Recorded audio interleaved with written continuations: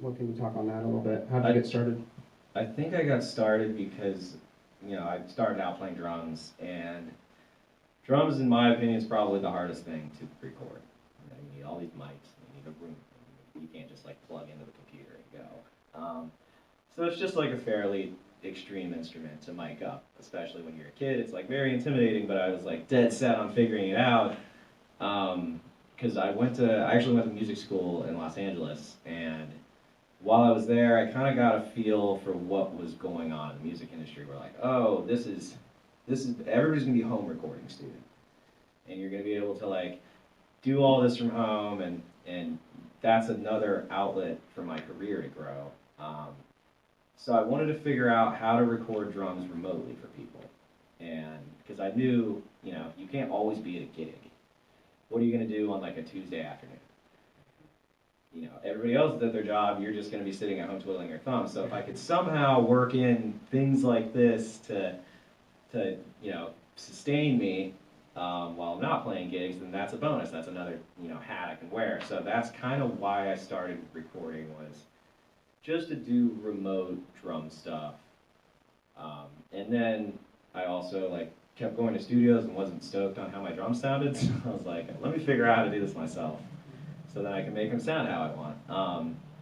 But that definitely grew into, I was then having bands stop by, and, next thing, I'm kind of like the engineer for the record. And then I really got into mixing, which I think I spend most of my time mixing now.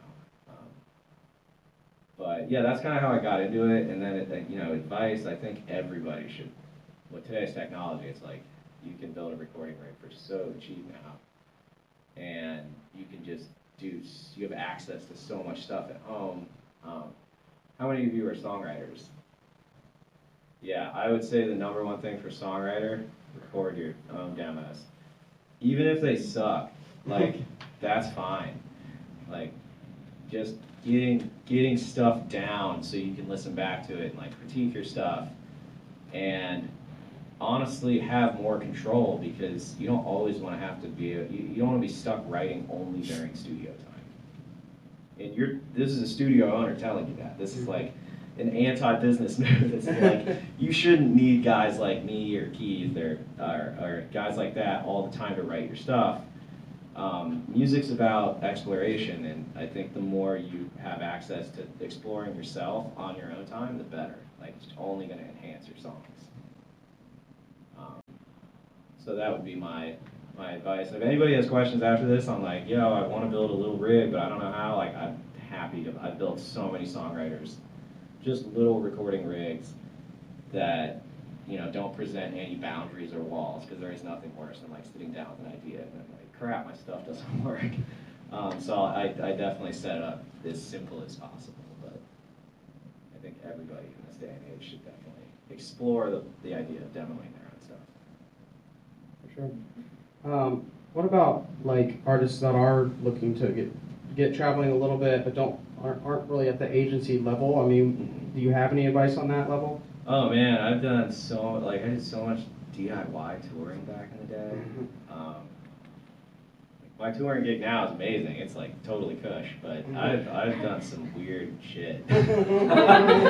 like, like been to weird towns, not know where my hotel is gonna be. And I think my biggest advice is don't be afraid of that. Like, I'm on a bus now in a controlled environment, and we have people go pick up our meals for us and crap. But I do miss the days of the van, and like there is something exciting to that. And I do meet kids that like immediately got to the bus level, and I'm like, you missed out, man. Like, because there's something fun about just being out on the road with your buddies. Like, I don't even see truck stops anymore. Truck stops are amazing. Like, when you're in a van, you have to stop for gas at 2 a.m. and you're gonna see some weird stuff, and like that's where stories happen. That doesn't happen anymore. But I think for DIY, that's a tough thing to get into, because you have to get creative. There's not like a, hey, do this and you'll have a DIY tour. I'm definitely happy. I know an agent who books DIY tours. I'm happy to pass on anybody who's, his info to anybody who's interested in that.